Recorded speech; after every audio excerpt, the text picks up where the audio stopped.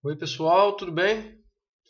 Hoje o vídeo será voltado a um artigo que escrevi para o site Clube Austral e cujo título é Música, Matemática e Significado, que é então um artigo que consiste em uma coletânea de vários fragmentos, aforismos, textos curtos sobre alguns pensamentos meus, que são, na verdade, pensamentos meus sobre áreas, que fazem interseções então entre questões da matemática e da música, ou mais precisamente da filosofia da música e da estética, certo? Então eu vou ler aqui e comentar dois desses fragmentos com vocês, mas vou deixar aí na descrição o link para o acesso gratuito ao texto online e para quem quiser ler os outros fragmentos. Vamos lá então para o primeiro deles que eu selecionei, que é o número 2. É o seguinte, ó. Deixa eu só abaixar aqui o texto. Pronto. Esse aqui, ó. Que é uma relação é um texto simples, digamos assim, mas é uma relação bem interessante de se pensar, de um modo mais abstrato, tá? Que é o seguinte, ó, tal como os números inteiros podem ser pensados apesar da infinitude fracionária, as notas oriundas de determinado temperamento musical são audíveis apesar de toda a infinitude caótica de suas séries harmônicas. Então, vejam bem que interessante essa relação, né? Na matemática, de um lado, então, temos aquilo que chamamos de números inteiros, certo? Vocês sabem o que é um número inteiro. É diferente de um número fracionário, digamos assim, ou até mesmo irracional e daí em diante. Então, números inteiros podem ser pensados apesar de sua infinitude fracionária. O que eu quero dizer com esse conceito de infinitude fracionária? Ou seja, das infinitas divisões às quais podemos submeter esse número. Então, por exemplo, entre 1 e 2, que são números inteiros, nós temos aí uma infinitude fracionária, certo? Que liga esses dois números. Então, por isso que a gente tem 1,1, 1,2, 1,3, 1,4. Mas se a gente pensar bem, como que a gente chega até no outro número se são infinitos entre os dois? Então, é uma questão, claro, mais filosófica em termos da matemática. A gente precisaria de aprofundar aí na filosofia da matemática. Tem autores que abordam isso, como, por exemplo, Bertrand Russell, entre outros, que escrevem sobre filosofia da matemática. Mas, basicamente, é uma questão muito interessante de se pensar. Que os números inteiros podem ser pensados, então, na nossa cabeça abstratamente, apesar dessa infinitude que os divide.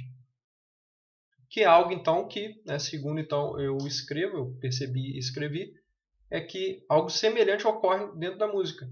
Quando a gente pensa, então, que a gente consegue ouvir uma nota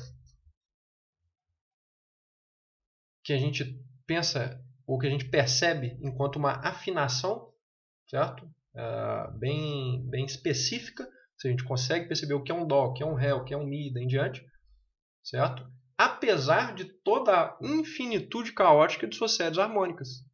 Então, tal como entre os números aqui a gente tem essa caoticidade, ou seja, essa questão caótica, que está presente nessa infinitude fracionária entre os números, a gente também tem uma espécie de infinitude caótica relativa às séries harmônicas das próprias notas. Por quê? Porque quando a gente estuda ali os sons, a música espectral, por exemplo, trabalha muito com essas questões, mas basicamente aí nas questões de acústica, para quem já estudou física da música ou acústica, vai ver então que você tem ali os harmônicos, os parciais harmônicos, as séries harmônicas e daí em diante, e a gente sabe que eles, embora tenham uma certa ordem, é algo meio caótico, porque no fundo os harmônicos estão se chocando. Toda vez que a gente toca uma nota, tem aqueles harmônicos ali, os parciais se chocando, certo?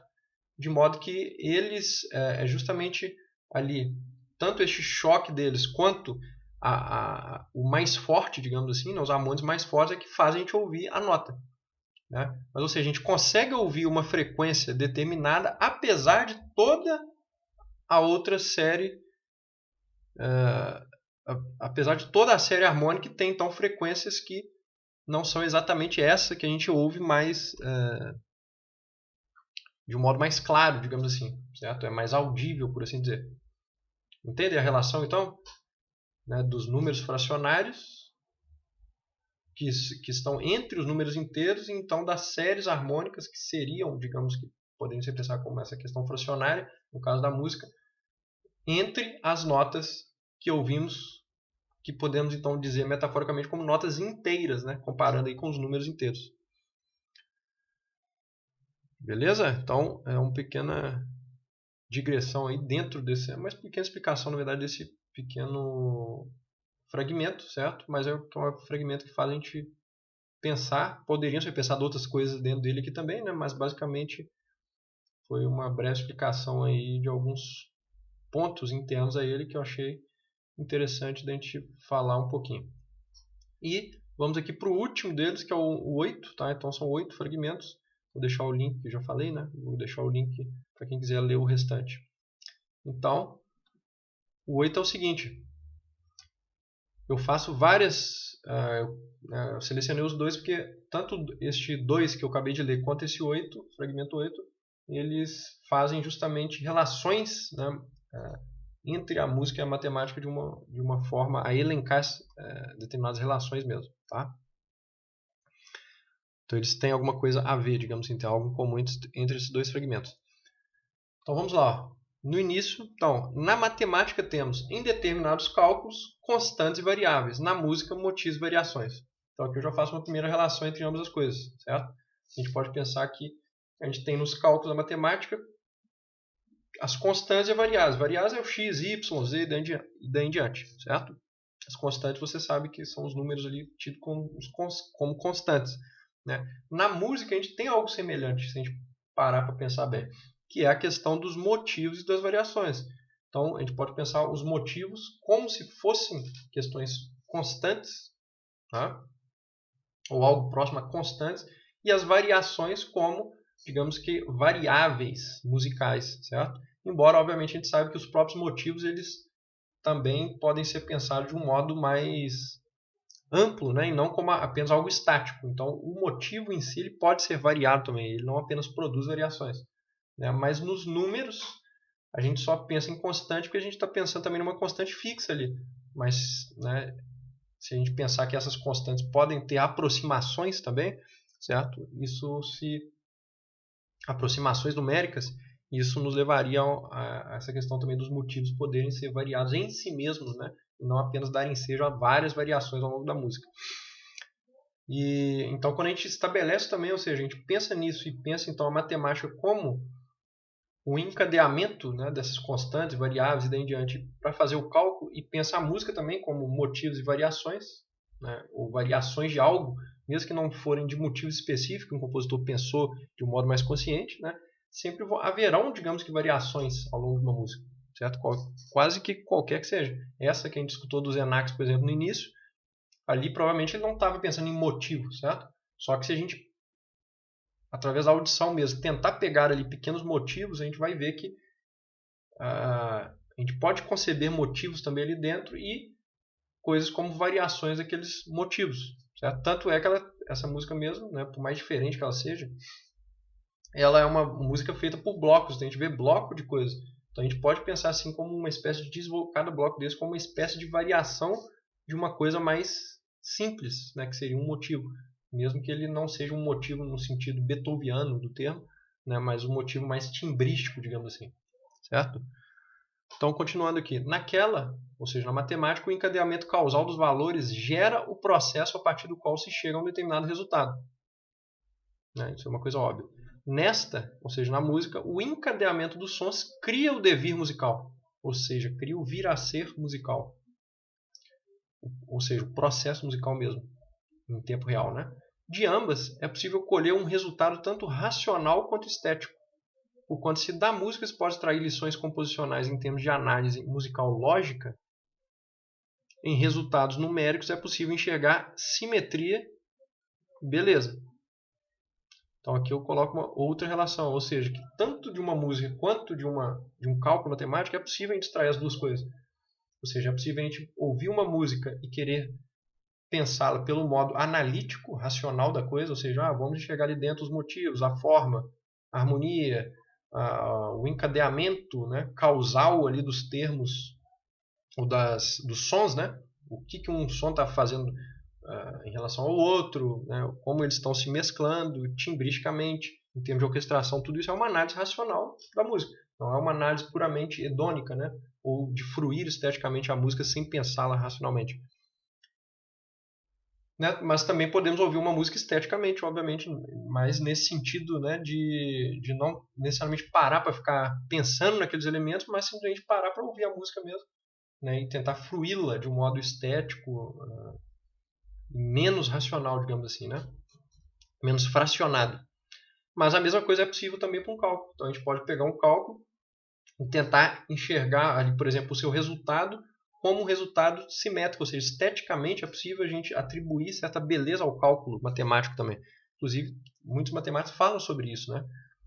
Tem matemáticos, inclusive, que têm o princípio de que um cálculo ele é tanto, ou uma fórmula, ela é tanto mais proveitosa, né, quanto mais bela ela for. Então, parte aí de determinadas escolas matemáticas prezam por uma beleza da equação, né, em detrimento, às vezes, da sua grandeza, né, em termos de quantidade mesmo. Então, quanto mais um matemático, por exemplo, consegue sintetizar ali um determinado cálculo ou fórmula, né, de modo a torná-lo mais simétrico, mais belo, tanto melhor. Então, para determinados matemáticos, existe um princípio estético também que rege a matemática e que eles tentam sempre alcançar.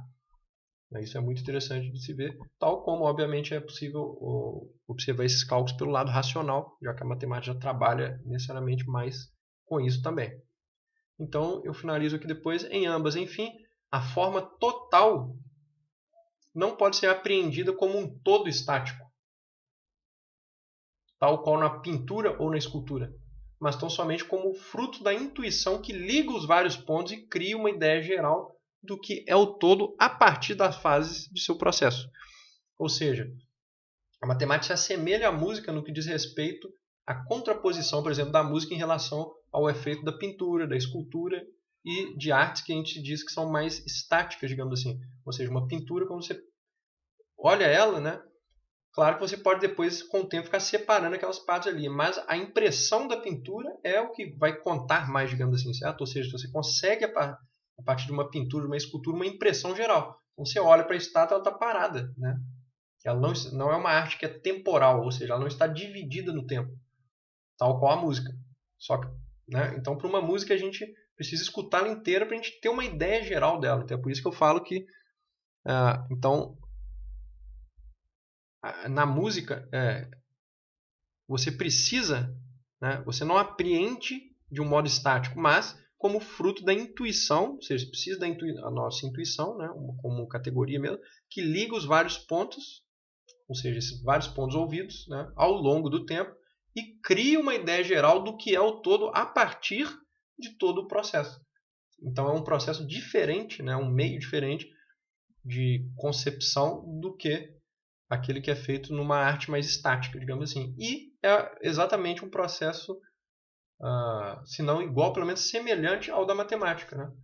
Ou seja, a gente não consegue pensar ali o cálculo apenas de um modo, bati o olho numa coisa e já veio tudo na mente. Não, você precisa fazer todo o cálculo, né, e ir fazendo o seu processo causal e vendo fase por fase para então, inclusive, dar um sentido para o resultado. Porque você só pega um resultado isolado, por exemplo, na matemática, número 8.